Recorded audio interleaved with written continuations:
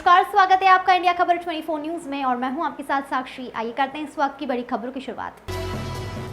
नगर के वार्ड क्रमांक 17 में विगत 14 दिनों से चलने वाली श्रीमद् भागवत कथा के दौरान कथा व्यास पंडित केशव प्रसाद शास्त्री द्वारा श्री गिरिराज जी की महिमा बताते हुए कहा गया कि कलिकाल में गिरिराज जी साक्षात श्री कृष्ण के रूप में विराजित है, जिनकी पूजा एवं परिक्रमा करने से भक्तों की सभी मनोकामना पूर्ण हो जाती है।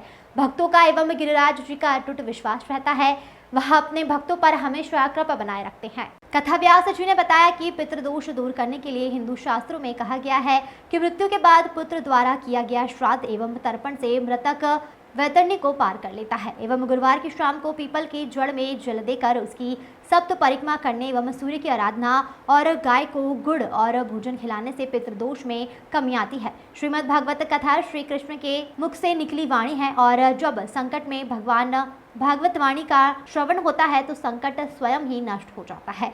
राजा परीक्षित ने जब ऋषि श्रमिक का अपमान किया था और ऋषि के श्राप के कारण 7 दिन में मृत्यु का श्राप मिला तो अन्य ऋषियों के द्वारा बताए गए उपाय का भी प्रभाव नहीं हुआ।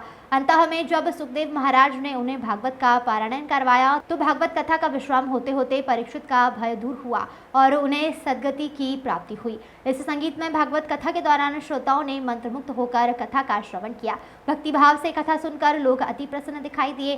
कथा के दौरान कलाकारों के द्वारा भागवत लीलाओं की प्रस्तुति भी की गई। कथा में गाए जाने वाले भजनों पर श्रद्धालु जमकर नाचते झूमते गाते हुए दिखाई दिए।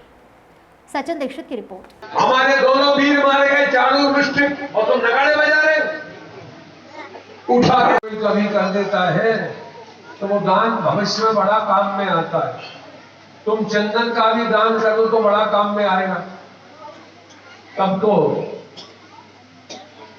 इसको सुंदरी कहा है भगवान ने, और जैसे ही सुंदरी, देखो दोनों को सुंदरी कहा ना, हमने अभी आपको बताया था। सबरी को सुंदरी कहा और जो कुब्जा को सुंदरी।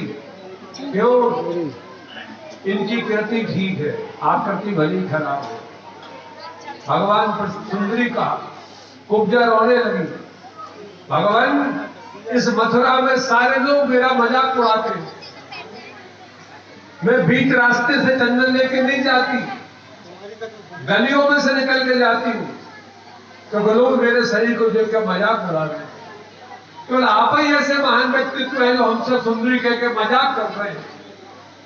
ऐसा मजाक मत कीजिए।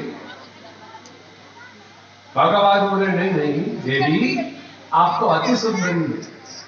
तब तो कुब्जा प्रसन्न हो गई और बोली, महाराज कंस के लिए चंदन घिसते घिसते सारा जीवन निकल गया। समझ में आ रही है बात? ये शरीर रूपी चंदन परिवार के लोगों को घिसते घिसते पूरा जीवन निकल गया। पुत्र के लिए शरीर घिस दिया, समझ में आई ना? पत्नी के लिए पूरा शरीर घिस दिया, कमा कमा के मर बेटे। संसार के लिए जो शरीर घिस दिया कमा कमा कर बेटे में, तब भी कोई लाभ नहीं। हे भगवान, ये सौभाग्य मुझे आज मिला है कि थोड़ा सा जो शरीर, ये चंदन रूपी शरीर घिस के आपको भी लगा दूं तो हो सकता है जीवन कल्याणप्रद बन जाए। और पूजा बोली, महाराज अब हम जो चंदन आपको लगाए देते हैं। ठाकुर जी को चंदन लगाया, तब तो ठाकुर जी ने जरा सा नीचे पैर पे हाथ लगाया और जरा से घुंडी पे हाथ लगाया, एक झटका दिया और कुब्जी बिल्कुल सीधी हो गई। वाह वाह वाह वाह। हम जीवन में कितने ही टेढ़े हो, देखो कितनी जल्दी सुंदरी बन जाती।